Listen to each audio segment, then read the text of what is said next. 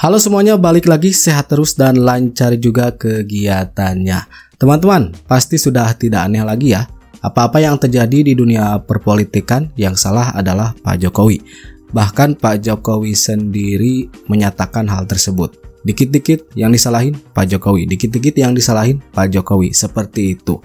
Termasuk ini ketika Hasto sudah memakai baju orange atau rompi orange ya teman-teman, ketika diminta memberikan statement di hadapan media. Jadi Hasto itu di akhir-akhir statementnya menantang KPK untuk memeriksa Pak Jokowi teman-teman. Artinya konteksnya kekeh, Hasto itu menyalahkan Pak Jokowi sampai sekarang tentunya ya teman-teman. Kemudian kuasa hukum Hasto berorasi yang isinya itu kurang lebih seperti ini mengatakannya. Lawan kita adalah penguasa sebelumnya yang memecat Hasto, seperti itu teman-teman. Ya otomatis ke Pak Jokowi. Kemudian masalah retret ya, ketika Pak Jokowi dimintai tanggapan oleh wartawan kepada orang-orang yang tidak hadir ya, terutama kader PDIP yang menjadi kepala daerah atas instruksi dari Ibu Megawati. Pak Jokowi memberikan tanggapan dan memang itu berlaku untuk semuanya ya. Yang menjadi kepala daerah dihimbau untuk mengikuti retret teman-teman. Karena kan itu instruksi pemerintah, dan langsung Pak Prabowo setelah melantik itu mengatakan hal seperti itu. Diminta untuk ikut, yang tidak ikut mundur teman-teman. Nah dari tanggapan tersebut ditafsirkan oleh Bung Rocky bahwa yang ikut, kader PDIP yang kekeh ikut itu adalah cawe-cawe Pak Jokowi teman-teman. Kemudian kata Bung Rocky ingin memecah belah. Nah seperti itu, artinya menyalahkan Pak Jokowi lagi. Orang-orang yang selalu menyalahkan Pak Jokowi itu banyak ya teman-teman. Kalau dari partai ya tentu saja dari partai banteng teman-teman. Kemudian pembenci-pembenci banyak. Dan di samping itu orang-orang yang suka kepada Pak Jokowi banyak sekali teman-teman. Yang simpatik, yang respect kepada Pak Jokowi. Di balik banyaknya pembenci Pak Jokowi ya teman-teman yang selalu menyalahkan Pak Jokowi, ada sebuah podcast yang menarik dari Prof. Jimli ya. Beliau memberikan statement-statement yang mencerahkan, mengejutkan, menohok juga bisa ya. Jadi membahas tentang orang-orang yang membenci Jokowi, membahas tentang para pembenci.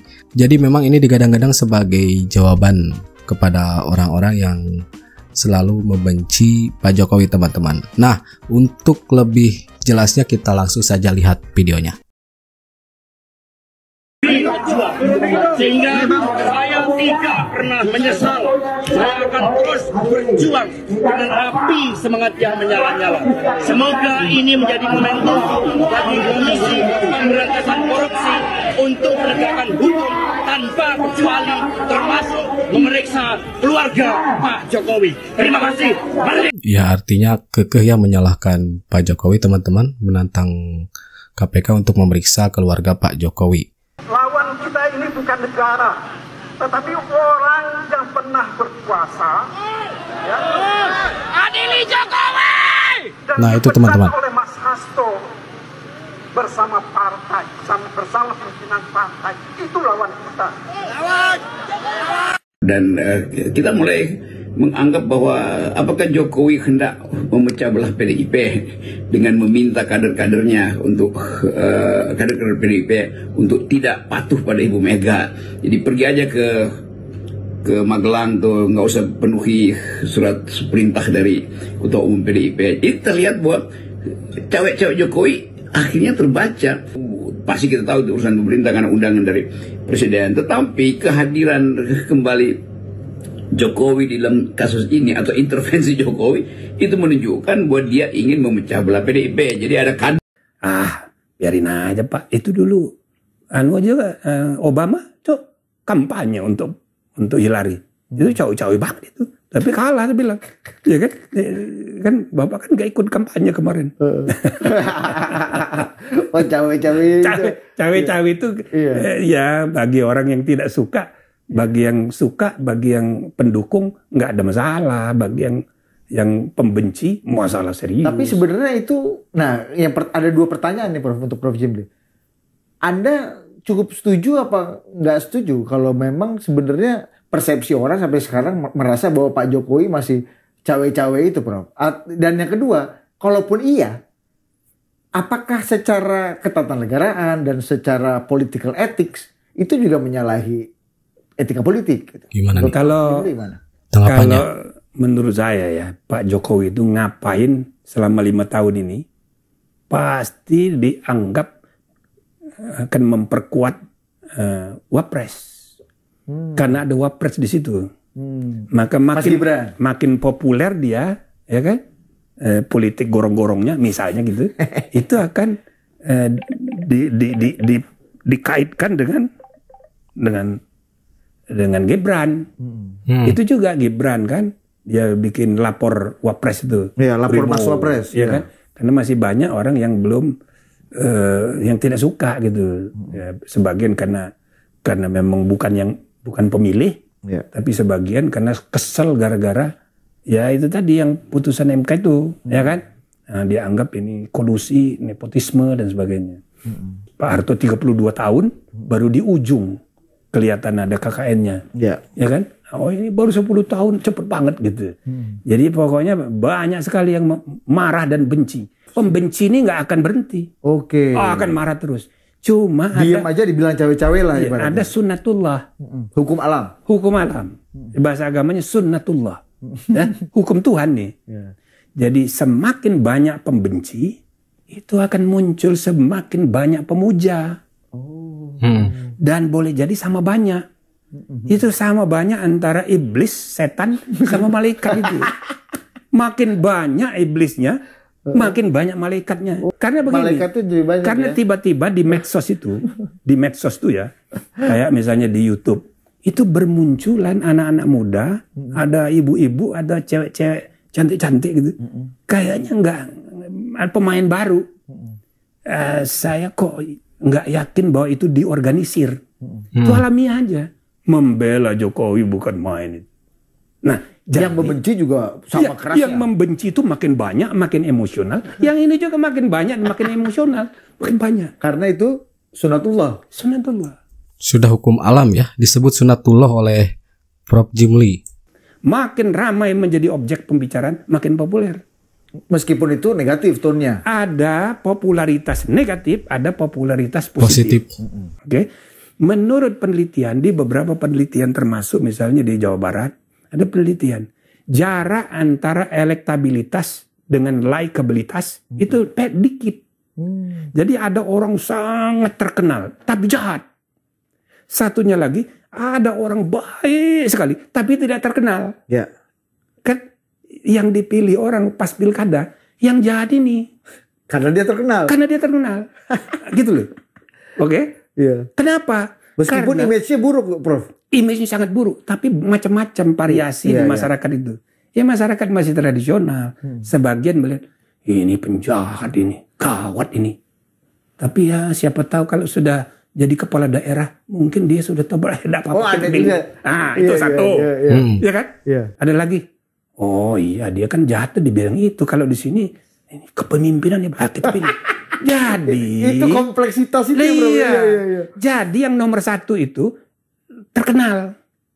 Maka ini orang makin banyak pembenci, makin menjadi pusat pembicaraan, bahkan di seluruh dunia dibicarakan.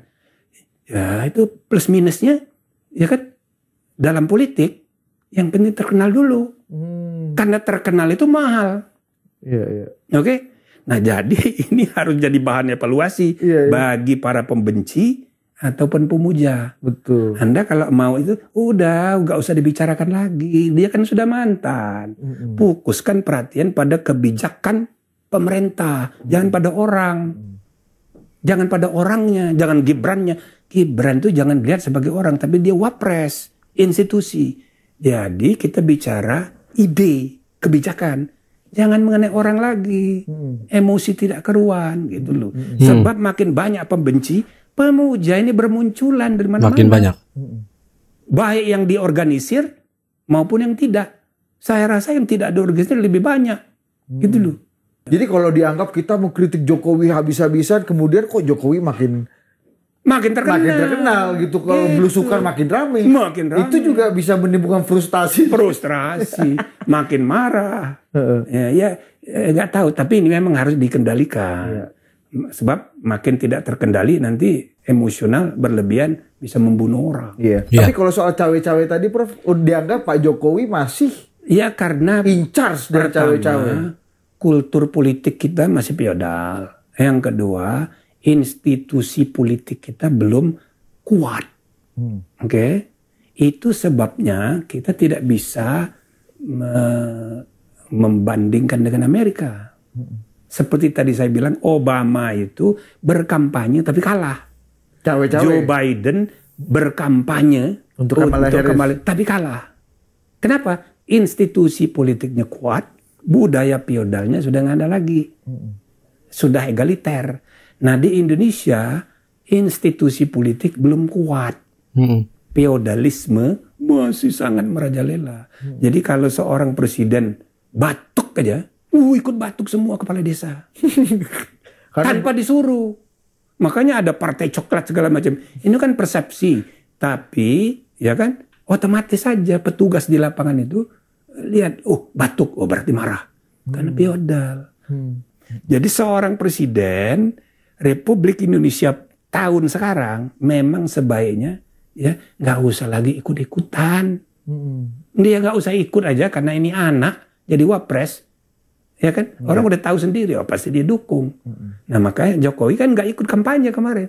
Menang anaknya kan. Nah jadi tanpa harus batuk atau harus berbicara mendukung siapa. Iya.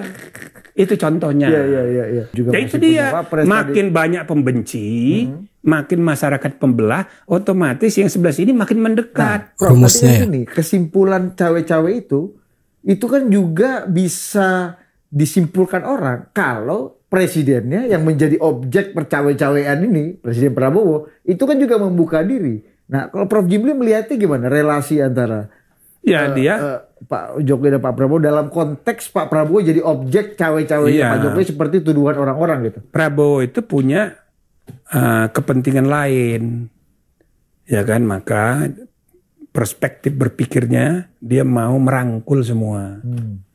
Dia ingin ada sejarah baru di mana mantan sama presiden ya kan itu akrab.